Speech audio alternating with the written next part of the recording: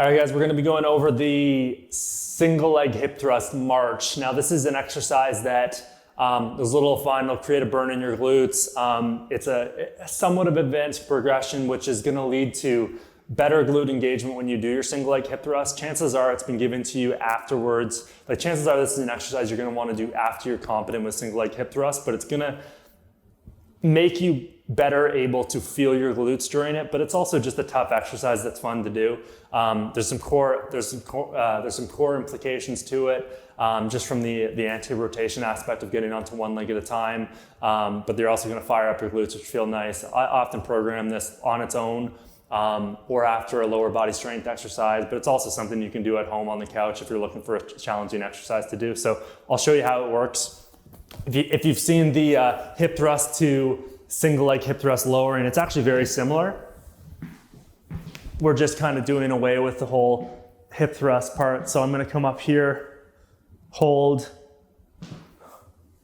And the key is, as I come down, these hips are staying up. I'm not, like, we should be up here, glutes firing the entire time.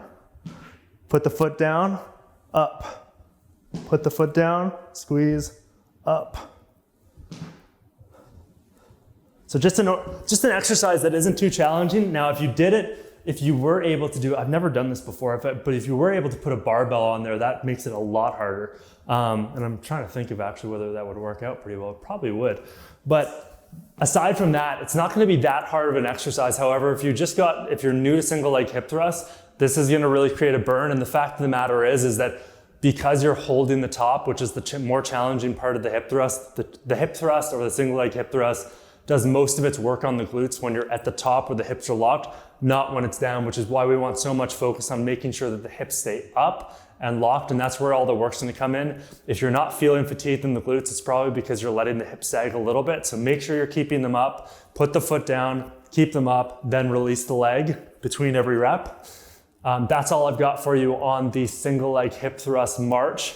Usually program it, like we can get really crazy with this one. We can program it for 6 to 8 per side, but you can also do, if you really want to, near the end of a workout, you want some challenge, 15, 20 per side to really make it hard. See how many you can do, but usually program it that way. And single leg hip thrust march. Let me know if you have any questions.